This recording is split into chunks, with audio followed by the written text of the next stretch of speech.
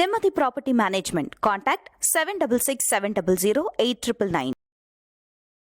Fourth estate Tamil நேயர்களுக்கு அருள்மொழிவர்மனின் அன்பார்ந்த வணக்கங்கள். இன்றும் ஃபோர்த் எஸ்டேட் தமிழ் ஊடகத்தின் பெரிதும் பெரிதுகள் நிகழ்ச்சியில் நம்மோடு இணைந்திருக்கிறார் மூத்த பத்திரிகையாளர், வரலாறு ஆய்வாளர், மரியாதைக்குரிய திரு வளர் மையறிவாளன் அவர்கள். வணக்கம்.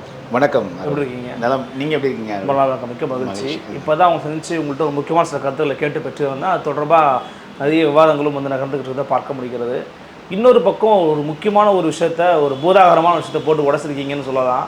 காரணம் என்னென்னா, நாளைக்கு தெய்வ தமிழ் பேரவை, தமிழ் தேசிய பேரியக்கம் மற்றும் நாம் தமிழர் கட்சி சார்பாக நாளைக்கு வடலூரில் அந்த இடத்துலையே பெருவழியை அமைக்கக்கூடாதுங்கிறத நோக்கி ஒரு ஆர்ப்பாட்டம் நடத்த போகிறதா வந்து சொல்லியிருக்கிறாங்க. அதுக்கு அனுமதி மறுப்பு கூட செய்திகள் வந்துக்கிட்டு ஒரு பக்கம் இருக்கட்டும். இருந்தாலும் அந்த பெருவழியை அமைக்கிறதுல வேற ஒரு விஷயம் இருக்குது. இதில் பணம் கையாளல் நடந்து கொண்டு இருக்கிறது. இது பின்னாடி வேற ஒரு அரசியல் இருக்குன்னு சொல்லி பேசுகிறீங்க. எதன் அடிப்படையில் இதை பற்றி பேசுகிறீங்க? இல்லை இதை வேற மாதிரி டேமேஜை திருப்பணுன்ற ஒரு நோக்கத்தில் பேசுகிறீங்களா? இல்லை உண்மையிலே அது மாதிரி பிரச்சனை இருக்கா? என்ன அப்படின்னா, இதில் முதல்ல அடிப்படையில் வந்து வள்ளலாரை வந்து ஒவ்வொருத்தரும் ஒவ்வொரு பார்வையில் அணுகிறாங்க. ஒருத்தர் வந்து அவர்கிட்ட அங்கே போனால் நமக்கு வந்து நல்லது நடக்குது, வள்ளலாரை வேண்டினா நல்லது நடக்குன்னு இருக்கக்கூடிய ஒன்று. இன்னொருவர் வள்ளலாருடைய இந்த சன்மார்க்க என்ன கொள்கை என்னென்னு பார்க்குறவங்க ஒருத்தர் இருக்காங்க. இன்னொன்று வள்ளலாருடைய சாகா கலையை கற்றுக்கணுன்னு இருக்காங்க. இன்னொருத்தர் வந்து வள்ளலாருடைய அந்த கொள்கை அடிப்படையில் தர்மசாலை அடிப்படையில் பிறருக்கு உணவு கொடுக்கணுன்னு இருக்காங்க. இன்னொரு கூட்டம், கண்ணுக்கு தெரியாத ஒரு கூட்டம், வள்ளலாரை ஒரு பணங்காய்க்கும் மரமாக பார்க்கக்கூடிய ஒரு கூட்டம் இருக்குது. ஸோ அந்த கூட்டம் தான் இப்போ நம்ம வந்து அதை பற்றி சொல்கிறோம். நாம இதில் என்ன நமக்கு வந்து இப்படிப்பட்ட ஒரு சிந்தனை ஏற்படுறதுக்கு காரணம் என்னன்னா, நம்ம வைத்த இந்த குற்றச்சாட்டு என்பது கற்பனையானது அல்ல. மிக முக்கியமாக நம்ம என்ன பார்க்குறோன்னா, இந்த வள்ளலார் அப்படிங்கிறது வந்து அங்கே 150 ஆண்டுகளாக இருக்குது. அந்த இடத்துல திமுக அரசு, குறிப்பாக மு.க. ஸ்டாலின் அரசு இப்போ தான் வந்திருக்கு. இதற்கு முன்பாகவே 1999 காலகட்டத்திலேயே ஒரு மேடையில் பேசிய முன்னாள் முதலமைச்சர் மாண்புமிகு கலைஞர் கருணாநிதி ஐயா அவர்கள் வந்து பேசும்போது சொல்கிறாங்க, அப்போ வந்து வடலூர் மருதூர், வள்ளலார் பிறந்த மருதூருக்கு வந்து அதை வந்து மேம்படுத்துவதற்காக அரசு ஒரு நிதி ஒதுக்குது. அதே போல் வந்து பெருவெளியில் இந்த சத்தியஞான சபை இருக்கக்கூடிய இடத்தில் அதற்கு எந்த விதமான ஊரும் ஏற்படாமல், எந்த விதமான கட்டடங்களும் இல்லாமல் ஒரு திருமண மண்டபம் மட்டும் பக்தர்களுக்கு இடையூறு இல்லாமல் கட்டிக்கொள்ளலாம் என்கிற அந்த கோரிக்கைக்கு நாங்கள் ஆதரவு தெரிவிக்கிறோம் அப்படின்னு பேசுகிறார். இது வந்து தினமணியில் வந்திருக்கு. இந்த தினமணி உங்களுக்கு பேப்பர் இது கூட உங்களுக்கு அனுப்புகிறேன். நான் அன்று பேசியிருக்கார். இன்னொரு தகவல் மக்களுக்கு தெரிஞ்சுக்கலாம். எல்லாருமே வந்து கலைஞர் அவர்கள் மஞ்சள் துண்டு ஏன் போட்டிருந்தாருங்கிற கேள்வி வரும்போது இதை மேடையிலேயே பேசுகிறார் அவர். நான் ஏன் மஞ்சள் அணிகிறேன் என்றால், வள்ளலாருடைய கொடியில் வந்து மஞ்சளும் வெண்மையும் இருக்கிறது. அந்த மஞ்சளினுடைய நிறம் தான் நான் வந்து துண்டாக சொல்லியிருக்காரு. இது நாளிதழ்களில் வந்து தினமணியில் வந்திருக்கு. வெள்ளை வந்து என்னுடைய வழக்கமான உடை. ஸோ வள்ளலாருடைய அந்த 2 நிறமுமே என்னை பார்த்தாலே தெரிந்து கொள்ளலாம் என்னும் அளவிற்கு வள்ளலார் மேலே மதிப்பு மிக்கவராக இருந்திருக்காரு அப்படின்னு பார்க்குறோம். அந்த பெருவெளிக்குள்ளே எதுவும் கட்டக்கூடாது என்பதே அவரே கூறியிருக்காரு மேடையில். அதே போல் தமிழ் குடிமகன் அவர்களிடம் வந்து அப்போ குறிப்பாக அவர் தமிழ் வளர்ச்சித்துறை மற்றும் இந்து சமய அறநிலைத்துறை அமைச்சராக இருந்தார். அப்போ வந்து அங்கே கட்டடங்கள் கட்டலாம் அப்படின்னு சொல்லும்போது அப்பொழுதும் தமிழ் குடிமகன் வந்து கடிதமே எழுதியிருக்காரு. அந்த கடிதம் எனக்கு காப்பி இதுவரை கிடைக்கல. அது வந்து பெருவெளியை எந்தவித காரணத்தை கொண்டும் அதில் எந்த கட்டுமானம் கட்டக்கூடாது அப்படின்னு தமிழ்நாடு அரசே முடிவெடுத்து கலைஞர் மு. கருணாநிதி ஐயா அவர்கள் அது மேடையிலும் பேசி அமைச்சர் தமிழ் குடிமகன் கடிதமாகவும் அனுப்பிய தகவல்கள்லாம் இருக்குது. எனவே அவரை பொறுத்த வரைக்கும் ஒரு நல்ல புரிதலோடு இருந்திருக்கிறார் கலைஞர் அவர்கள். ஆனால் மு.க. ஸ்டாலின் ஐயா வந்ததுக்கு பிறகு வந்து பார்த்திங்கன்னா, இப்போ வந்து அந்த இடத்துக்குள்ளே தான், பெருவெளிக்குள்ளே தான் கட்டுவோம் அப்படின்னு முன்னதாக இவங்க வந்து தேர்தல் அறிக்கை 2021 ஆண்டு தேர்தல் அறிக்கை வெளியிடப்படுது. அப்போது வடலூரில் ஒரு சர்வதேச மையம் அப்படிங்கும்போது நாங்கள் எல்லாம் மகிழ்ச்சி அடைஞ்சோம். ஆனால் அது போக போகத்தான் பெருவெளிக்குள்ள அமைய போகுதுங்கும் போது தான் எல்லாருமே எதிர்க்க ஆரம்பிச்சு. அடிப்படை அதுதான். அப்போ இந்த புரிதல் வந்து கலைஞருக்கு இருந்த புரிதல் வந்து ஏன் வந்து மு.க. ஸ்டாலின் ஐயாவுக்கு இல்லை அப்படிங்கிற ஒரு கேள்வி நமக்கு வந்துச்சு. இது அவருக்கே தெரிஞ்சிருக்குமான்னு கேட்குறாங்க. இட்ஸ் ஓகே, நம்ம அடுத்து போகலாம். அது ஏதாவது, ஏன்னா அது தெரிவதற்கு வாய்ப்பு இருக்குதான்னு கூட நமக்கு தெரியாது. ஸோ ஆனால் இதை வந்து மிக ஈடுபாடு காட்டக்கூடியவராக சேகர் பாபு ஐயா இந்து சமய அறநிலையத்துறை அமைச்சர் இருக்காங்க. இயக்குனர் வா கௌதமன் அங்கே போயிட்டு வந்து அவர் வந்து இப்போ ஒரு ஆவேசமாக பேட்டி கொடுத்துட்டு சேகர் பாபு ஐயா அவர்களுக்கு ஒரு புலனத்தில் வந்து தகவல் அனுப்புகிறாரு. நாங்கள் எந்த நிலையிலும் இறங்கி இதை தடுக்க தயார்னு. அதை வந்து அவர் திருப்பி பதில் போடுறாரு வாட்ஸ்அப்பில். எத்தகைய எதிர்ப்பு வந்தாலும் அதை சந்தித்து கட்ட தயார்னு சேகர்பாபு ஐயா போடுறாங்க. ஸோ இந்த அளவுக்கு உறுதிப்பாட்டோட சேகர்பாபு ஐயா இருக்காரு அப்படின்னு பார்க்குறோம். சரி, அரசாங்கம் என்னென்ன ஒரு திட்டத்தை வந்து கொண்டு வராங்க, அதில் இந்து சமய அறநிலைத்துறையினுடைய அமைச்சராகக்கூடிய சேகர்பாபு அவர்கள் இன்ட்ரெஸ்டாக இருக்காங்க அப்படின்னு பார்த்தபோது நமக்கு அப்போ என்ன ஆச்சுன்னா, சரி இதுக்கு பின்னணியில் யார் இருக்காங்கன்னா, வள்ளலாருடைய அதிகமாக மேடைகள் பேசக்கூடியவர், நூல் எழுதியவர் ஜெயராஜமூர்த்தி ஐயா இருக்காங்க. ஸோ அவர் வந்து பார்த்தீங்கன்னா அந்த வடலூரில் இருக்கக்கூடிய தலைமைச் சங்கம் என்கிற ஒரு சங்கத்திற்கு வந்து கௌரவ ஆலோசகர்னு லெட்டர் ஹெட்லேயே இருக்குது. குறிப்பாக அவர் துர்கா சரண் அம்மையாருடைய சகோதரர், அவர் உடன் பிறந்தவர், அவர் உடன் கூட பிறந்த தம்பி, உடன் பிறந்தவர் அவர். ஓகே, ஜெயராஜ் சம்திங் சகோதரர் அது சரிங்களா, உடன் பிறந்தவர் அவர் இருக்காருன்னு சொன்னோன்னே அப்போ நம்ம என்னென்னா, ஸோ இவருடைய அழுத்தங்கள் காரணமாக தான் நீங்கள் துர்கா ஸ்டாலின் அம்மாவுக்கு வந்து சேகர்பாபு ஐயா ஒருவேளை அவங்கள எதிர்க்க வேண்டாம் அப்படிங்கிற விருப்பத்துக்காக பண்ணுறாங்களோ நாங்கள் நினச்சோம். அது மட்டும்தான் காரணமாக இருக்குன்னு நினச்ச போது அதையும் தாண்டி ஒரு ஸ்டேஜில் என்ன ஆச்சுன்னா, ஜெயராஜமூர்த்தி ஐயா இன்வால்மெண்ட் இருக்கிறத பற்றிலாம் நம்ம காணொலியெல்லாம் வந்து தொடர்ந்து மக்கள் புகாராகவே சொல்லும் போது திரு ஜெயராஜமூர்த்தி அவர்களே நம்ம டிஎன்டிவி தமிழ் ஊடகத்தில் கீழே வந்து பின்னூட்டத்தில் போட்டுட்டாரு. நான் எனக்கு வந்து மருத்துவ செலவும் மருத்துவ பணியும் அதே போல் வந்து பார்த்தீங்கன்னா பட்டிமன்றம் பேசுவதற்கு எனக்கு நேரம் சரியாக இருக்குது, எனவே இதில் எனக்கு இன்வால்மெண்ட் இல்லை. அந்த தலைமைச் சங்கம் என்கிற லெட்டர் ஹெட்டில் இருந்த பெயரை நான் எடுக்க சொல்லி எப்போது சொல்லிட்டேன், அவங்க எடுக்காமல் இன்னும் வச்சுட்டு இருக்கேன், என் மீது உள்ள அன்பால் இன்னும் வச்சுட்டு இருக்காங்க. எனக்கும் தலைமைச் சங்கத்துக்கும் எந்த தொடர்பும் கிடையாது, எனக்கும் சர்வதேச மையத்திற்கும் எந்த தொடர்பும் கிடையாது மறுத்துட்டார். ஸோ அவர் அதிலிருந்து விலகிட்டார். அதன் பிறகும் மீண்டும் யார் வந்து ரொம்ப அதிகமாக இதற்காக வந்து கட்டியே தீர்வோம்னு சொல்லக்கூடிய அவங்க வந்து பல்லனொன்ற வேலையே பார்த்துட்டாங்க, அடுத்தடுத்த வேலையில் நடந்துகிட்டு இருக்குல்ல, நடந்துட்டு இருக்கு. இப்போ என்னன்னா அதில் வந்து 2 பேர் மட்டும் முழுக்க இதில் வந்து தீவிரமாக செயல்பட்டுருக்கா. ஒருத்தர் பேர் இளங்கோ, இன்னொருத்தர் பேர் வந்து நாகலிங்கம். இவங்க முன்னாடி வந்து பேரை வந்து அருள்னு சேர்த்திப்பாங்க, இது அவங்களா சேர்த்துக்கிட்டது, அவங்க இயற்பெயர் கிடையாது. அருள் நாகலிங்கம், அருள் இளங்கோன்னு. இந்த இளங்கோங்கிறவர் வந்து பார்த்திங்கன்னா மதுரை நீதிமன்றத்தில் உதவி பதிவாளராக சப் ரெஜிஸ்ட்ராராக அரசு பணியாற்றிட்டு இருந்தவர். 1,50,000 1,00,000 ரூபாய்க்கு பக்கம் சம்பளம். அவர் அந்த வேலையை விட்டுட்டு இங்கே இதுக்கு வராரு அவர். ஸோ அது ஒன்று. அதற்கு முன்னதாக அவர் சில வழக்குகள், குறிப்பாக வடலூரில் வந்து சிவாச்சாரியர் ஒருவர் 100-130 ஆண்டு காலமாக உருவ வழிபாடு பண்ணிட்டு இருந்தாருன்னா அதை எதிர்த்து வழக்கு தொடுத்ததில் அவருக்கு பங்கு உண்டு. ஸோ அது வரைக்கும் அவர் வந்து ஒரு செயல்படுறாரு. குறிப்பிட்ட காலத்துக்கு பிறகு தான் அவருடைய மாற்றங்கள் நிறைய வந்துடுது அவர்கிட்ட. அதை நான் அடுத்து சொல்லும்போது உங்களுக்கு புரிஞ்சிடும். ஸோ அவரும் இந்த இளங்கோ நாகலிங்கம் 2 வந்து பயங்கர இன்வால்மெண்ட்டாக இருக்காங்க, உள்ளதான் கட்டி ஆகணும்னு இருக்காங்க. அவர்கள் தான் பதிலே கொடுக்குறாங்க. இந்து சமய அறநிலைத்துறை அறிக்கை விட்டால் அந்த அறிக்கை வந்து இந்த இளங்கோ வந்து காணொலியில் சொல்லக்கூடிய அறிக்கையாக தான் இருக்குது. ஓகே, வழக்கறிஞர், அரசு வழக்கறிஞர் பேசுனா இவர் சொல்கிற ஸ்கிரிப்டை தான் அவர் பேசுகிறாரு. சுகிசிவம் பேசுகிறாரு வந்து இவர் எல்லா ஸ்கிரிப்டுமே வந்து இளங்கோவுடைய ஸ்கிரிப்டாகவே இருக்குது. ஓகே, ஸோ இவர் தான் இதே இளங்கோ தான் வந்து அந்த சிவாச்சாரியர் வெளியேற்றுவதற்கு வள்ளலாருடைய ஆவணங்களை வைத்து அது வாதாடி வெற்றி பெற்றார். இப்போ அதே நம்ம வள்ளலார் ஆவணங்களை வைத்து உள்ள கட்டாதேன்னு சொல்கிறோம். அப்போ எதிர்த்து நிற்கிறார், இல்லை கட்டலான்னு சொல்லிட்டார் வள்ளலார்ன்றார்.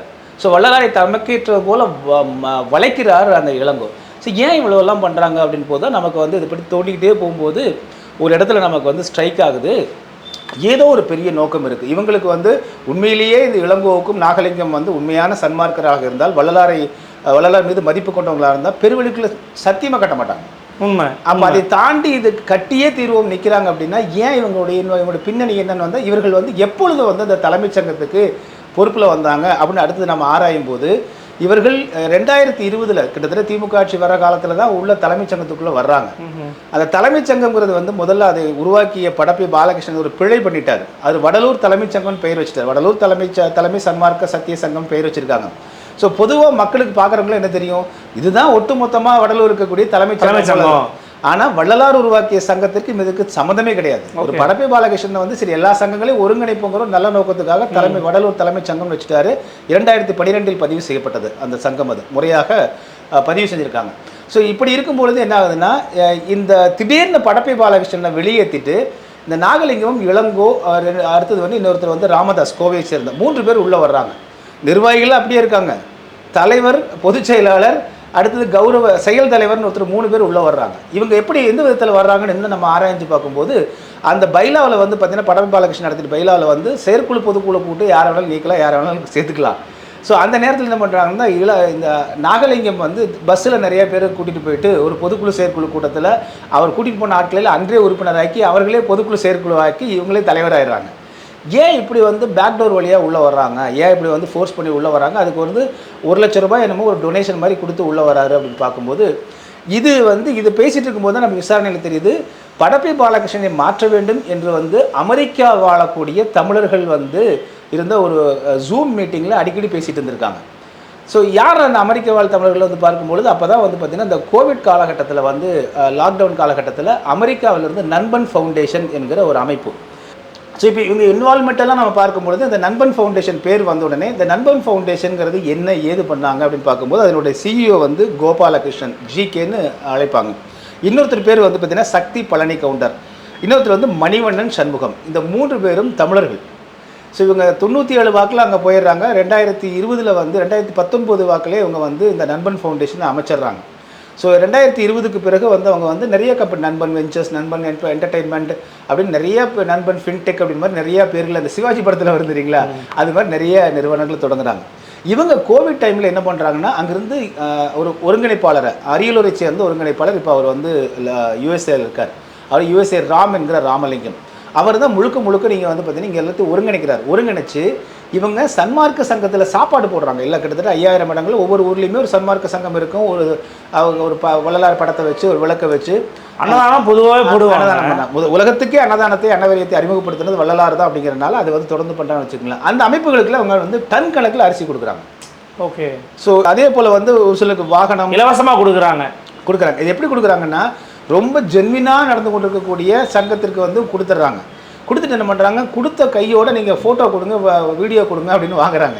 அதுலேயும் பயங்கர ஸ்ட்ரிக்ட்டு. அதுக்கு ஆள் அனுப்பிச்சு கிராஸ் செக் வேறு பண்ணுறாங்க, நீ செய்கிறியா இல்லையான்னு. இது ஒரு கட்டத்தில் சன்மார்க்க சங்கத்துக்கு டார்ச்சர் ஆயிடுச்சு. யாருமே டொனேஷன் கொடுத்துட்டு வீடியோ ஃபோட்டோலாம் கொடுக்க மாட்டாங்க. இத்தனை நாளாக நம்ம சோறு போட்டுட்ருக்கணும், இவங்க என்னடா புதுசு இப்படிலாம் டார்ச்சர் பண்ணுறாங்கன்னு அப்போ அவங்களுக்கு கோபம் வந்தாலும் அவங்களுக்கு இவ்வளோ ஸ்ட்ராங்காகலாம் அவங்களுக்கு புரியல. ஸோ இதெல்லாம் நடந்துட்டு இருக்கும்போது திடீர்னு 2023 இந்த பணம் நின்றுது, வரக்கூடிய பணம் நின்றுது. இந்த யூஎஸ்ஏ ராமலிங்கம் உள்ளிட்டு எல்லாருமே அப்படியே சைலண்ட் ஆயிடுறாங்க. இது நம்ம என்னடா ஏன் இங்கே நின்றுதுன்னு பார்க்கும்பொழுது இந்த நண்பன் ஃபவுண்டேஷனை பற்றி தேடும்போது இந்த நண்பன் ஃபவுண்டேஷன் 2021 நண்பன் வெஞ்சர்ஸ்னு ஒன்று இந்த நிறுவனத்தை வந்து ஆரம்பிக்கிறாங்க. டெக்ஸஸில் வந்து மாகாணத்தில் டாலர்ஸில் வந்து ஆரம்பிக்கிறாங்க. அங்கே தான் ஒரு நிறுவனம் பதியப்பட்டிருக்கு. ஸோ அதில் வந்து ஜிகே என்ன பண்ணுறாங்கன்னா ஒரு ஜிகே ஸ்ட்ராட்டஜி ஒன்று உருவாக்குறாரு.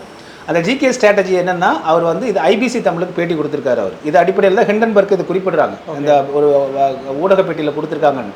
அதில் சொல்கிறார், எங்களை பொறுத்த வரைக்கும் ஃபிலாசபிக்கலாக எல்லாத்தையும் அணுகி அதே போல் பிஸ்னஸில் ஒவ்வொருத்தரையும் ஜெயிக்க வைக்கணும், உலகத்தில் இருக்கிற எல்லாத்தையும் பணக்காரனாக்குங்கிறது தான் ஜிகே ஸ்ட்ராட்டஜி அப்படின்னு சொல்கிறார். அது என்ன ஸ்ட்ராட்டஜின்னு கடைசி வரைக்கும் சொல்லணும்னு வச்சுக்கோங்களேன். இன்னும் சென்னையில் இருக்கக்கூடிய ஒரு எனக்கு தெரிந்த ஒரு நண்பர்கிட்ட வந்து ஒரு தடவை ஜிகே பேசும்போது சொல்லியிருக்காரு, வெளிநாடு வாழ் தொடர்புடைய நண்பர் எனக்கு இருக்கிறவர். அவர்கிட்ட பேசும்போது ஒரு நாள் உதயநிதி ஸ்டாலினே என்னோட ஜிகே ஸ்ட்ராட்டஜி பற்றி ரொம்ப விருப்பமாக கேட்டாருங்க, எப்படி இவ்வளோ ஷார்ட் டைமில் இவ்வளோ ஆடிங்க அப்படின்னு இவர்கிட்ட சொல்லியிருக்காரு. இவர் சிரிச்சிருக்காரு, இவர் எதுக்கு அவர் உதயநிதி போய் அந்த ஜிகே ஸ்ட்ராட்டஜி கேட்க போகிறான்னு சொல்லியிருக்காரு. ஸோ இப்படி வந்து ஒரு படம் காட்டக்கூடிய ஆளாக தான் ஜிகே இருந்திருக்கார். ஜிகே அதே போல் வந்து நண்பன் என்டர்டெயின்மெண்ட்னு ஒன்று ஆரம்பித்து ஆரி அர்ஜுனன் இருக்கார் இல்லையா நடிகர், அவரை வந்து இந்தியாவுக்கான அம்பாஸ்டராக வந்து அவங்க போடுறாங்க. அதுக்கான புகைப்படங்கள்லாம் இருக்குது. ப்ளஸ் வந்து 2022 ஜெகத் கஸ்பரோடைய ரைஸ் மூவ்மெண்ட்டோட லண்டனில் ஒரு சம்மிட்டை வந்து நண்பர்கள் வெஞ்சர்ஸ் பண்ணுது. ஸோ இப்படி ஒரு மூவ்மெண்ட்டில் இருக்கும்போது 2023 அக்டோபர் 17 அமெரிக்காவுடைய ஹிண்டன்பர்க் கேள்விப்பட்டிருப்பீங்க, அதான் அதானியோட விஷயங்களை வெளிக்கொண்டு வந்தாங்க. ஹிண்டன்பர்க் ரிசர்ச் சென்டர் அவங்க என்ன பண்ணுறாங்கன்னா ஒரு அறிக்கையை வெளியிடுறாங்க. இந்த நண்பன் ஃபவுண்டேஷன் $130 மில்லியன் வந்து மக்கள் பணத்தை மோசடி பண்ணியிருக்கு. குறிப்பாக இந்த அமெரிக்கா வாழ் இந்திய தமிழர்களும் மோசடி பண்ணியிருக்கு. $130 மில்லியன் நம்மள 1079 கோடி ரூபாய் ஆவணமாக இருக்குது. ஆவணம் ஹிண்டன்பர்க் கொடுத்த ஆவணம், நம்ம கொடுக்குறது கற்பனை இல்லை. அது இன்னும் நெட்டில் இருக்குது, நீங்கள் வேணால் நான் அது காமிக்கிறேன். நீங்கள் வந்து லிங்க்கை கூட நீங்கள் எடுத்து டிஸ்கிரிப்ஷன்லேயே போடலாம், மக்கள் படிச்சுட்டு போட்டுங்க.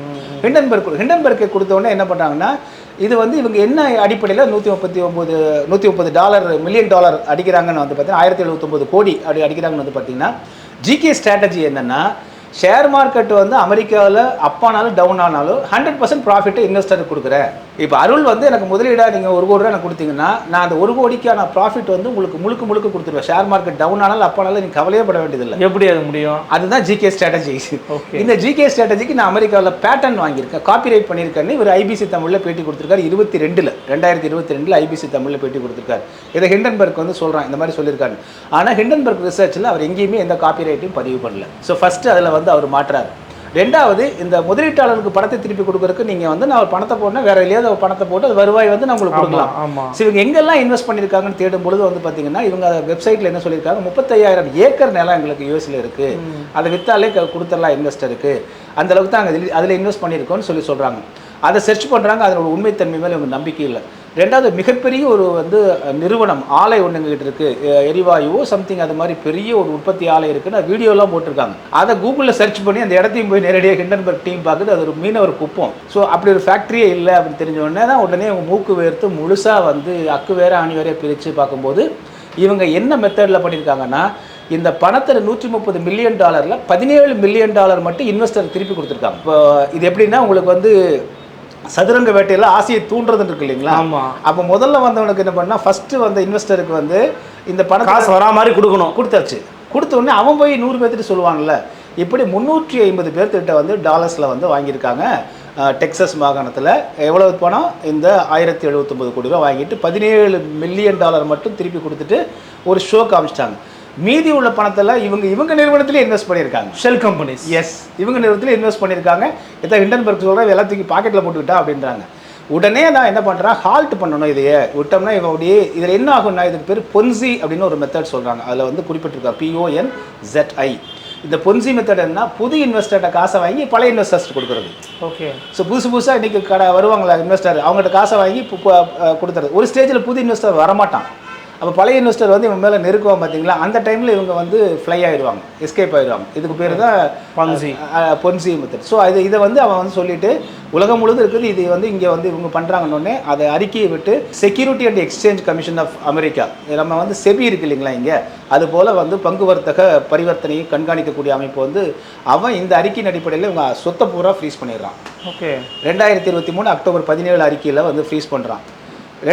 அதே 2023 அக்டோபர் 17 இவங்க ஃப்ரீஸ் ஆகுது. அதே அக்டோபர் 5ஆம் தேதி வள்ளலார் 200ங்கிற விழா வந்து நிறைவடையுது. 52 வாரங்கள் நிறைவடைது. சிஎம் வந்து பேசுகிறாரு. இதுக்கு முன்னாடி வந்து அது வரைக்கும் வந்து பார்த்தீங்கன்னா இந்த நண்பன் ஃபவுண்டேஷன் வந்து இந்த எல்லா விதமான வள்ளலார் ஃபங்க்ஷன்லேயும் அவங்க இன்வால்மெண்ட் ஆகுறாங்க. ஓகே. ஈவன் இந்த ஃபங்க்ஷனில் இன்வால்மெண்ட் இந்த சென்ஸ் நீங்கள் எதை சொல்கிறீங்க, எதை மீன் பண்ணுறீங்க? ஸ்பான்சர்ஸ், பேனர் பணம் கொடுக்கறது, ஹெல்ப் பண்ணுறதுலாம் பண்ணுறாங்க. பேனரில் வருது. அவங்க வந்து ஏன்னா அது வரைக்கும் தெரியாதுல்ல, இப்போ தமிழ்நாடு கவர்மெண்ட் நம்ம குறை சொல்ல முடியாது. புரியுது, அவங்க தெரியாம அவேர்னஸ் இல்லாமல் இருந்திருக்காங்க. அக்டோபர் 5 இவங்க முடிச்சிடுறாங்க. அக்டோபர் 17 தான் அது வருது. ஸோ அதனால இந்த வள்ளலார் 200 விழாவில் இவங்களுக்கு அவங்களோட இன்வால்மெண்ட்ங்கிறது தமிழ்நாடு தெரியறதுக்கு வாய்ப்பு இல்லை. ஸோ 23 ஃப்ரீஸ் ஆயிருதுங்களா. இப்போ என்ன நமக்கு வந்து இதை உள்ளே பார்க்கும்போது நமக்கு என்ன டவுட் ரைஸ் ஆச்சுன்னா, இந்த டீம் தான் 2019 20 குறிப்பாக எல்லா இடங்களிலும் ஜூம் மீட்டிங் போட்டு இந்த அரிசி பணத்தை எல்லாம் அனுப்பிச்சிட்டு இருந்த டீம் இது. இந்த பணம் இவங்களுக்கு என்ன சோர்ஸ் ஆஃப் இன்கம் தெரிஞ்சு போச்சு. ஸோ இந்த பொன்சி மெத்தடில் அடித்த பணத்தில் வந்து இவர்கள் ஒரு கணிசமான அமௌண்ட் இங்கே வந்து சேரிட்டி நாங்கள் பண்ணுறோம் அப்படிங்கிற மாதிரி கம்ப்ளீட்டாக உலகம் முழுவதும் நாங்கள் ஒரு சேரிட்டி, பெஸ்ட் சேரிட்டி ஃபவுண்டேஷன் அப்படிங்கிறது போல் இவங்க வந்து முழுக்க இவங்க வந்து ஒரு பரப்புரை பண்ணுறாங்க. பரப்புரை பண்ணிவிட்டு இப்போ நமக்கு டவுட் என்ன வருதுன்னா, எவ்வளோ அவங்க வசூல் பண்ணான்னு தெரியாது, எவ்வளோ இங்கே கொடுத்தான்னு தெரியாது. ஓகே.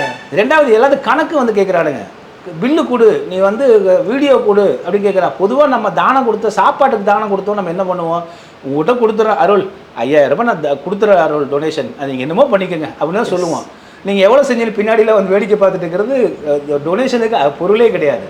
இவங்க எல்லாத்தையும் போட்டால் ஏற்கனவே செயல்பட்டு கொண்டு இருக்க நிறுவனங்கள்லாம் டார்ச்சர் பண்ணுறாங்க அவங்க. ஸோ இவங்களுக்கு கணக்கில் வந்து பர்ஃபெக்டாக இருக்கிற மாதிரி காமிச்சிட்டு இவங்க அங்கே கோட்டை விட்டுட்டாங்க.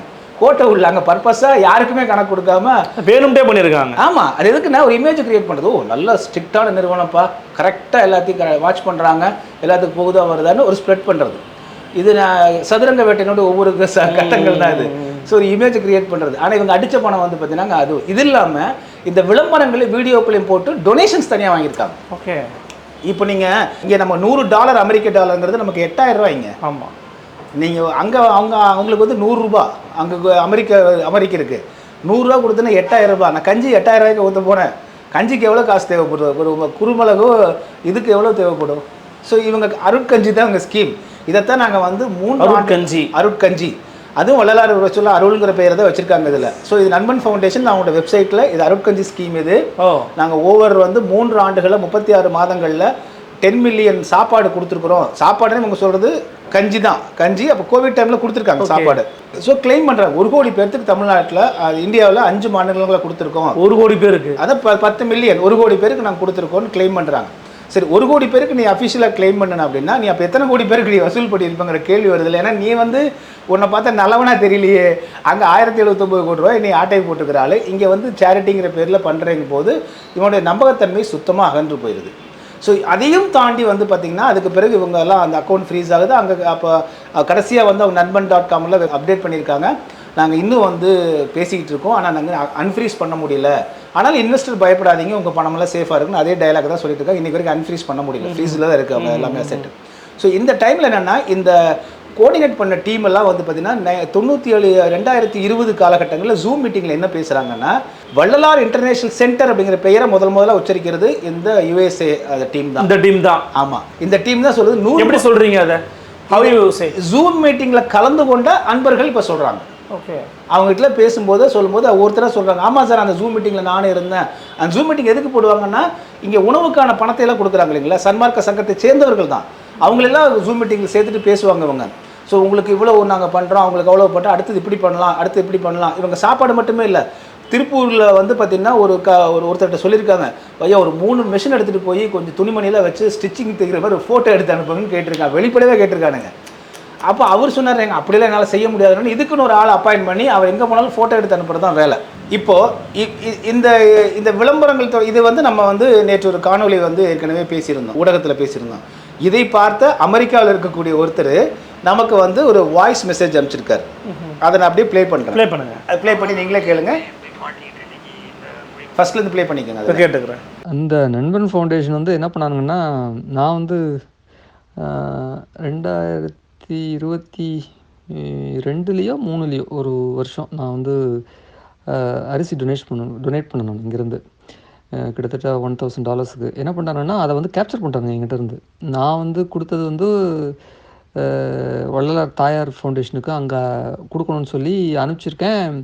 நடுவில் பூந்து இந்த இங்கே சன்மார்க்கத்தில் இருக்கவங்ககிட்ட பூந்து அவங்ககிட்ட இதில் ராமலிங்கம் ஒருத்தர் இருக்கார் இங்கே டெக்ஸஸில், அவரை பிடிச்சி அவர்கிட்ட இருந்து இது பேசி அவர் வந்து நான் ஒருத்தர்கிட்ட ஆர்டர் பண்ணி இந்த ஆளை நடுவில் இன்டர்செப்ட் பண்ணி அவங்க கேப்சர் பண்ணி வச்சுக்கிட்டாங்க. நான் மெட்ராஸில் அவருக்கு கொடுக்குற இந்த இவருக்கு நம்ம இப்போனா அதை விட இன்னொரு கொடுமை வேறு பண்ணிட்டாருங்க. அவங்க வந்து நல்ல அரிசி, நான் இப்போ பே பண்ணது வந்து ரொம்ப அருமையான அரிசி, அதை எடுத்து வச்சுக்கிட்டு கன்றாவி அரிசி கொண்டு வந்து அப்புறம் நான் அடித்து பிடிச்சி வாங்கினேன்னு வச்சுங்க, திருப்பி ஃபைட் பண்ணி வாங்கினேன்னு வச்சுங்க. இந்த அரிசி மொத்தம் நான் ஒரு டன் அரிசி வாங்கினேன், 1 டன் அரிசி அன்றைக்கி டொனேட் பண்ணேன். அதை வந்து இவங்க வந்து என்ன பண்ணுறாங்கன்னா, மொத்தமாக அப்படியே கேப்சர் பண்ணிட்டு அவங்க பேர் நண்பன் ஃபவுண்டேஷன் அந்த இதில் எல்லாத்துக்கும் நீங்கள் சொன்ன மாதிரி அட்வர்டைஸ்மெண்ட் வச்சு ஃபோட்டோ எடுத்து அவங்க பேரை போட்டுட்டாங்க. அவங்க டொனேட் பண்ண மாதிரி அவங்க 1 பைசா கூட கொடுக்கல, அந்த நண்பன் ஃபவுண்டேஷன் 1 பைசா கூட கொடுக்கல. ஆனால் அந்த பேனருக்கு கீழே கொடுத்தா மாதிரி கணக்கு காமிச்சிட்டாங்க எல்லாத்தையும். அப்போவே நான் நினச்சேன் ஏதோ இடிக்குதே அப்படின்ட்டு. அதுக்கப்புறம் அந்த இடன்பெருக்கு வந்ததுன்னு சொன்னாங்க. பட் இப்போ தான் இதோட முழு வீரியம் புரியுது. இதுக்கெல்லாம் காரணம் யார் தெரியுமாங்க? இந்த எல்லாரும் சன்மார்க்கம் பரவணும்னு விரும்புகிறாங்களே ஒழிய அதில் யாராச்சும் ஒருத்தர் வந்து வள்ளல் பெருமான் அடைஞ்ச நிலையை அடையணுன்ற ஒரு எண்ணம் வரமாட்டேங்க உங்களுக்கு. நம்ம வந்து அதை செஞ்சுட்டு அப்புறமா நம்ம வந்து பரப்பணும் அப்படிங்கிற எண்ணமே வரமாட்டேங்க. சும்மா எல்லாம் வந்து பேசுகிறது, இது பண்ணுறது, இந்த மாதிரி இந்த விளம்பரத்துக்காக வேண்டி எல்லாரும் பரப்பி விட்டுட்டு இது தவறானவர்கள் கையில் போய் மாட்டிக்கிட்டு இன்றைக்கி இந்த முடிக்குது. என்ன பண்ணுறது? இது கடவுள் தான் வந்து காப்பாற்றணும், அவர் பெருமான் தான் வந்து காப்பாற்றணும், அவர் புரிஞ்சு. ஸோ இதில் என்னென்ன அவர் சொல்கிறாருன்னா, இந்த நண்பன் ஃபவுண்டேஷன் நான் கொடுத்த 1 டன் அரிசியை வந்து அவங்க கேப்சர் பண்ணிவிட்டு அவங்க அனுப்புன மாதிரி ஃபோட்டோ எடுத்துக்கிட்டாங்கன்னு சொல்கிறார் விட்னஸ். இவர் 1 டன் அரிசி அங்கேருந்து அனுப்பிச்சு இவர் வந்து வள்ளலாருடைய இதுக்கு வந்து அன்பளிப்பாக கொடுத்தவர். ஆமாம், வள்ளலாருடைய அம்மாவுடைய வந்து பொன்னேரியில் இருக்குது, அங்கே ஒரு சத்தியஞான சபை தர்மசங்கம் இருக்குது, வள்ளலாருடைய அம்மா பிறந்த இடம் வீடு அங்கே, அதுக்கு தான் எப்பவுமே இவர் கொடுப்பார் அவர். அப்போ 1 டன் அரிசி நல்ல அரிசி வாங்கி அவர் வந்து அங்கே அனுப்புறதுக்காக பண்ணும்போது இந்த நண்பன் ஃபவுண்டேஷன் டீம் உள்ளே போய் அதை தடுத்து நிறுத்தி அதை இவங்க கேப்சர் பண்ணிவிட்டு ஒரு புழுத்த அரிசியை அனுப்புறதுக்கு ட்ரை பண்ணியிருந்திருக்காங்க. அதை ஃபைட் பண்ணி அவர் வாங்கிட்டார். மீன் டைம் அந்த அரிசி மூட்டை வச்சு ஃபோட்டோ எடுத்து நண்பன் ஃபவுண்டேஷன் கொடுத்த மாதிரி ஃபோட்டோ எடுத்து அவன் பப்ளிசிட்டி பண்ணிட்டான். அதே போல் விழுப்புரத்துக்கு பக்கத்தில் வந்து இந்த கூவாகம் இதுக்கு இல்லை வந்து அவங்க போய் சாப்பாடு போடுறதுக்காக ஒரு இது பண்ணுறாங்க, சுத்தப்படுத்தியிருக்காங்க கூவாகத்தில் இருக்கிறவங்களுக்கு. அங்கே உள்ள விழுப்புரம் தர்மசாலையை சேர்ந்த அன்பர்கள் அதை படம் எடுத்து கூவாகத்தில் கொலை வெட்ட போகிறேன்னு அவன் அட்வர்டைஸ்மெண்ட் போட்டான். இப்படி இந்த நண்பன் ஃபவுண்டேஷன் பண்ணதெல்லாம் அளவு கடந்த அயோக்கித்தனம். ஸோ இதெல்லாம் தான் நமக்கு வந்து முழு விவரங்கள் வெளிவர வர நமக்கு வந்து இப்போ வந்து அப்புறம் தான் நமக்கு என்ன புரிஞ்சுதுன்னா, ஸோ இந்த நண்பன் ஃபவுண்டேஷன் ஜூம் மீட்டிங்கில் வந்து வள்ளலார் இன்டர்நேஷனல் சென்டர் 100 கோடி ரூபாயில் அமைக்கணும்னு ஒன்று பேசியிருக்கு. இல்லை, அன்னைக்கு பேசுனதுக்கும் இன்னைக்கு தமிழ் நடக்கிறதுக்கும் தொடர்பு இருக்கா? அதைத்தான் ஜூம் மீட்டிங்கில் பேசுகிறாங்களா வள்ளலார் இன்டர்நேஷனல் சென்டர், அது வந்து டிஜிட்டல் சத்தியஞான சபையை சென்னையில் அமைக்கணும்னு பேசுகிறாங்க. அப்போ அங்கேருந்து சன்மார்க்க சங்கர்லாம் சொல்லியிருக்காங்க. என்ன சொல்லியிருக்காங்கன்னா, ஐயா நீங்கள் தர்மசாலை அமைக்கலாம், ஆனால் சங்கம் என்பது ஒன்று தான் வள்ளலார் உருவாக்குறது, அதே போல் சபை என்பது ஒன்று தான் இருக்க வேண்டும். இந்த இறைவனுடைய அருள் பெற்று அனுமதி பெற்று தான் கட்டியிருக்காருங்க சத்தியஞான சபையை. அதை பாடல்களை சொல்லியிருக்காரு, வேறு இடத்துல கட்டக்கூடாது, அதனால தான் வேறு எங்கேயும் கட்டாமல் இருக்காங்க. கட்டினாலும் அது அறியாமையில் கட்டினதான் அப்படின்னு சொன்னோன்னே அவங்க அதை அப்படியே விட்டுட்டாங்க. என்ன பியூட்டின்னா அவர்கள் பேசி அந்த வள்ளலார் இன்டர்நேஷனல் சென்டர் என்கிற ப்ராஜெக்டே அவர்களுடைய இது அப்படிங்கிறது தான் சொல்ல வரோம் நம்ம. ஓகே, அந்த ப்ராஜெக்ட் தான் தமிழ்நாடு அரசுக்கு வருது, அதே போல் வருது. சரிங்களா? ஒன்று. இரண்டாவது வந்து பார்த்தீங்கன்னா வடலூர் தலைமைச் சங்கம் இருக்கு இல்லையா, தலைமைச் சங்கத்தை தூக்குறாங்க. ஸோ வடலூர் தலைமைச் சங்கத்தை எதுக்கு தூக்குறாங்கன்னா, ஏற்கனவே குறிப்பிட்டது போல் பழைய பெயர், பழைய நிறுவனம், ATG உள்ளிட்ட எல்லாத்தையும் உடனே வாங்கிடலாம், தலைவரை மட்டும் தூக்கிடலாம்னு தூக்கிட்டு இவங்க உள்ளே நுழைஞ்சிட்டு இந்த தலைமைச் சங்கம் தான் ஒட்டுமொத்தமான உலகத்தில் உள்ள சங்கங்களுக்கெல்லாம் தலைமை என்பதை போல தமிழ்நாடு அரசுக்கு ரெப்ரசென்ட் பண்ணி இவர்கள் தலைமைச் சங்கம் தான் அவங்களுக்கு வந்து தமிழ்நாடு கவர்மெண்ட்டோடைய அதிகாரப்பூர்வமான சங்கமாய் வள்ளலார் 200 விழாவை பூரா முன்னின்று நடத்துது. ஓகே, நாகலிங்கமும் இளங்கோவும் நடத்துகிறாங்க. இந்த தலைமைச் சங்கம் இந்த 2 பேரை யார் வந்து உள்ளே கொண்டு வந்ததுன்னு பார்த்தா இந்த நண்பன்கள் ஃபவுண்டேஷன் சொல்லக்கூடிய வெளிநாட்டை சேர்ந்த இந்த சதுரங்க வேட்டை குழு. அப்போ சதுரங்க வேட்டை குழு தான் தலைமைச் சங்கத்தை கைப்பற்றுது. அதுதான் வள்ளலார் இன்டர்நேஷனல் சென்டருங்கிற ப்ராஜெக்டை வந்து தமிழ்நாடு அரசிட்ட கொடுக்குது. அதை ஆப்ரேட் பண்ண வைக்கிறது தன்னுடைய ஆட்களை வைத்து தான் முழுக்க வந்து பார்த்திங்க அப்படின்னா அழுத்தங்கள் கொடுத்து இன்று வந்து உள்ளதான் கட்டியாகனு நிற்கிறவங்க இளங்கோவும் இந்த நாகலிங்கம் தான். ஸோ இந்த டீம் தான் டோட்டலாக ஆப்ரேட் பண்ணுதுன்னு பார்க்குறோம். இதுலேருந்து ஜெயராஜமூர்த்தி விலகிட்டார். இப்போவும் இவங்க அடம்பிடிக்கிறதுக்கு காரணம் என்ன? ஒரு கேள்வி வரலாம், ஏன் வந்து நம்ம என்ன சொல்லணும்னா, நீ கொள்ளையடிக்கணும்னு முடிவு பண்ணிடல, நீ முடிவு பண்ணினா வெளியே வச்சு கட்டி கொள்ளையடி அப்படின்னு சொன்னால் ஏன் கேட்க மாட்டேங்கிறாங்க? உள்ளதான் கட்டுவோன்னு சொன்னால் வள்ளலார் இன்டர்நேஷனல் சென்டர்னு வெளியே தனியாக கட்டினீங்கன்னா இவ்வளோ கலெக்ஷன் பண்ண முடியாது. சரிங்களா? அது உள்ள ஞானசபைக்குள்ளேயே இருந்து பெருவெளியிலே கட்டுறோம் பண்ணாங்க. பெருவெளியிலே கட்டுறோம். பெருவெளி உங்கள் ப்ராஜெக்டில் என்ன வந்து பார்த்தீங்கன்னா உள்ள ஒரு முதியோர் இல்லம், இவங்க ப்ராஜெக்ட் வந்து கோர்ட்டுக்கே கொடுத்துருக்காங்க. உள்ள ஒரு முதியோர் இல்லம், அப்புறம் மருத்துவ சாலை, வைத்தியசாலை, இந்த மாதிரி பண்ணுறது, மக்களுக்கான வசதிகள், உள்ளுக்குள்ளேயே ஹாலு, இன்டர்நேஷ்னல் சென்டர், படிப்பகம், இன்டர்நேஷனல் ரிசர்ச் சென்டர்னு அந்த 71 ஏக்கரில் டம்ப் பண்ணுற மாதிரியான ப்ராஜெக்ட்ஸை போட்டு கம்ப்ளீட்டாக இவங்க வந்து இந்த தலைமைச் சங்கம் தான் நாளைக்கு வந்து வள்ளலார் இன்டர்நேஷனல் சென்டருடைய அட்மினிஸ்ட்ரேஷனாக மாறும். இந்த அரசு இருக்கும் பொழுது இதற்கான ஒரு அட்டானமஸ் பாடியாக மாற்றிட்டா எந்த அரசு வந்தாலும் இவர்களை மாற்ற முடியாது. இவர்கள் வந்து தலைமைச் சங்கத்தினுடைய ஆலோசனையின்படி தான் இந்து சமய அறநிலைத்துறை அமையுமாறு இவர்கள் மாற்றிக்குவாங்க. அதற்கேற்பதான் இவங்க என்ன சொல்லியிருக்காங்க, நீங்கள் கட்டி கொடுத்துருங்க, மீதி நாங்கள் மெயின்டைன் பண்ணிக்கிறேன்னு சொல்லியிருக்காங்க. ஸோ இதற்கு வந்து ஏன் இன்னும் இதுக்கு நமக்கு ஐயம் வளர்க்குதுன்னா, இந்த நாகலிங்கம் அப்படிங்கிறது வந்து ஏராளமான பணத்தை பம்ப் பண்ணுறாருங்க. நீங்கள் குறிப்பாக மாவட்ட நிர்வாகங்களிலிருந்து, மாவட்ட அதிகாரிகளிலிருந்து, வடலூர் கடலூர் மாவட்ட அதிகாரிகளுக்கு ஆயிரக்கணக்கான லட்சக்கணக்கான பணத்தை அள்ளி கொடுக்குறாங்க. அதே போல் தங்கள் ஒவ்வொரு சங்கங்களுக்கு சன்மார்க்க சங்கங்களுக்கெல்லாம் போய் 5000 10,000 இவங்களே வாலண்டியராக டொனேஷன் கொடுக்குறாங்க. கட்டடம் கட்ட முடியாமல் 2 லட்ச ரூபா வரைக்கும் டொனேஷன் கொடுக்குறாங்க. பத்திரிகை ஊடகவியலாளர்களுக்கு பணம் கொடுக்குறாங்க, அதிகாரிகளுக்கு பணம் கொடுக்குறாங்க. ஸோ யார் எதிர்த்தாலுமே அவங்கள வந்து நேராக வந்து முதல்ல வந்து அன்பாக பேச வேண்டியது, உங்களுக்கு எதாவது உதவினா தரேன்னு சொல்ல வேண்டியது, இல்லைன்னா மிரட்ட வேண்டியது. ஸோ இந்த மாதிரி வந்து ஏகப்பட்ட பணம். இந்த நாகலிங்கம் 2 ஆண்டுகளுக்கு முன்பு அந்த கோவிட் காலகட்டத்துக்கு முன்பு வரையிலும் ஒரு சாதாரண எளிய ஒரு சித்த மருத்துவ சாலை வச்சுட்டு இருந்தவர். அப்போ வந்து 30-33 பேருக்கு தான் ஒரு நாளைக்கு அவர் வந்து உணவு கொடுத்துட்டு இருந்திருக்கார். அந்த அளவுக்கு சின்ன தர்மசாலை தான் வச்சுருக்காரு.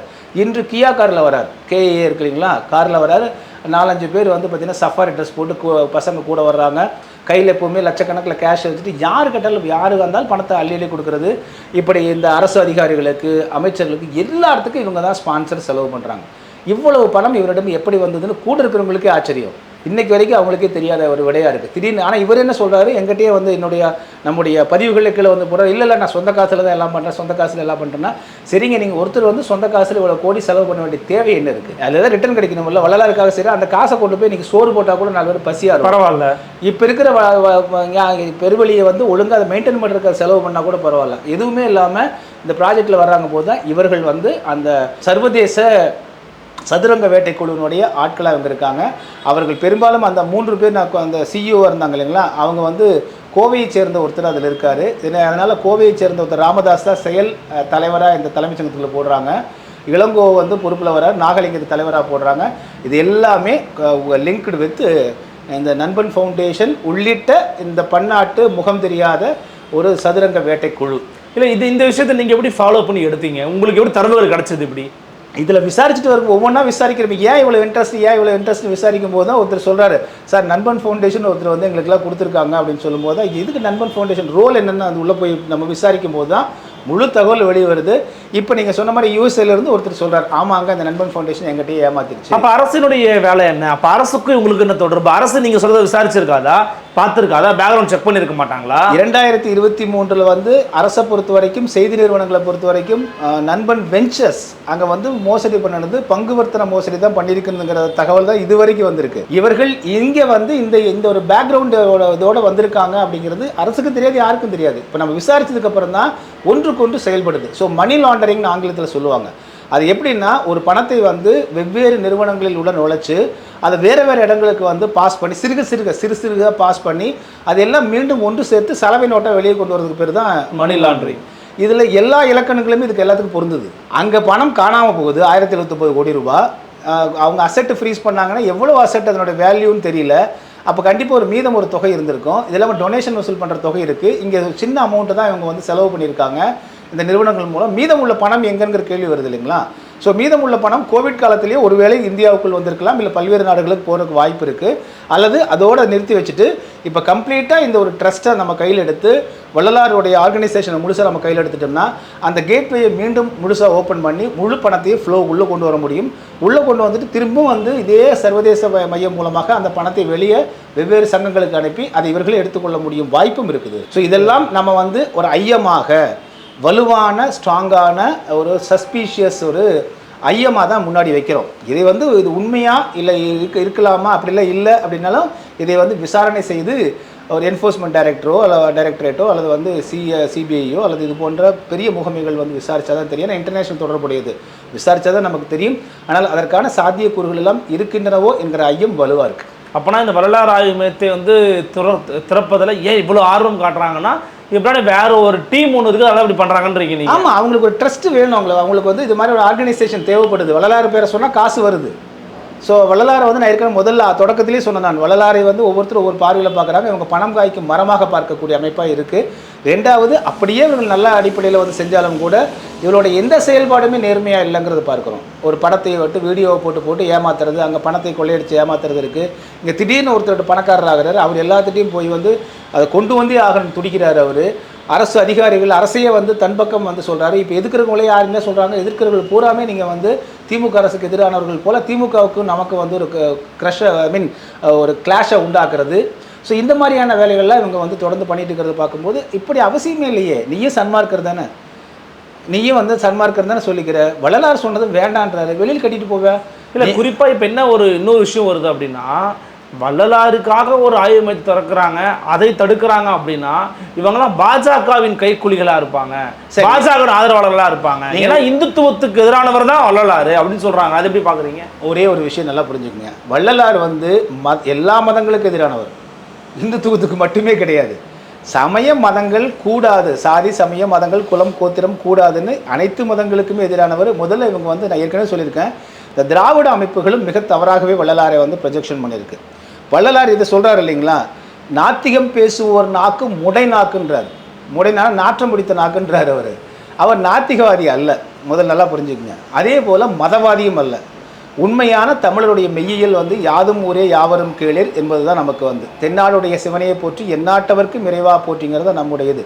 எனவே அவர் நாத்திகவாதியும் அல்ல, இது போன்ற மதவாதி சமயவாதியும் அல்ல, ஆனால் உண்மையான ஆன்மீக மெய்யியல்வாதி. இப்போ இவங்க என்ன பண்ணுறாங்கன்னா, திராவிட இயக்கங்கள் இது வந்து எப்பொழுதுமே பார்ப்பன பாஜக என்கிற ஒரு போலரைஸ்டு வந்து ஒற்றை இதிலேயே வந்து நம்ம குவித்து கொண்டு இவர்கள் என்ன செய்கிறாங்கன்னா, வள்ளலாரை வந்து சனாதனத்துக்கு எதிரானதான் நிறுத்துங்க, ஆனால் வள்ளலாரை நீங்கள் திராவிடர் கழகத்தை சேர்ந்தவராக மாற்றாதீங்கன்னு சொல்கிறோம்.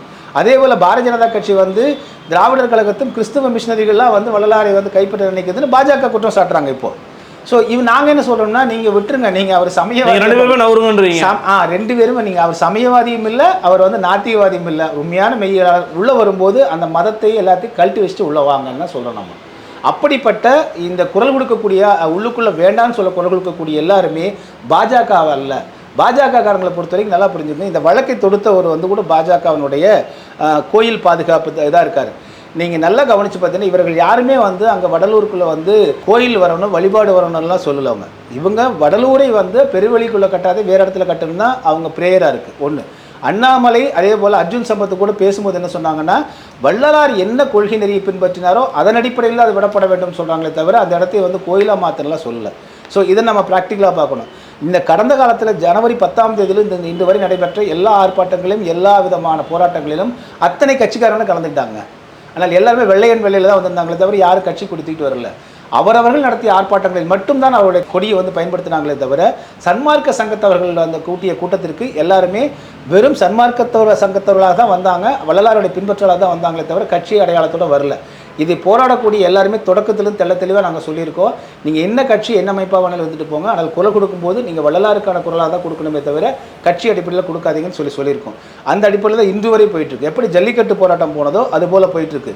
ஆனால் இங்கே தொடர்ந்து வந்து ஒரு இத்தனை அரசியல் கட்சி, குறிப்பாக தமிழ் தேசிய இயக்கங்கள் வந்து மணியரசனையே இன்றைக்கி அறிக்கையை விட்டுருக்காங்க. தமிழருடைய சான்று, வள்ளலார் தன்னுடைய அடையாளம், அவர் பெருவழியை சிதைக்கக்கூடாதுன்னு சொல்லியிருக்காரு. அதை கமர்ஷியலாக மாற்றாதீங்க, இதை வந்து வணிக வழக்கமாக்காதீங்க, அதை ஒரு கம்ப்ளீட்டாக சுற்றி வந்து ஒரு ரியல் எஸ்டேட்டுக்கான பூம் பண்ணுற மாதிரியான விஷயங்களை பண்ணாதீங்கன்னு தான் அவர் சொல்கிறார் அவர்.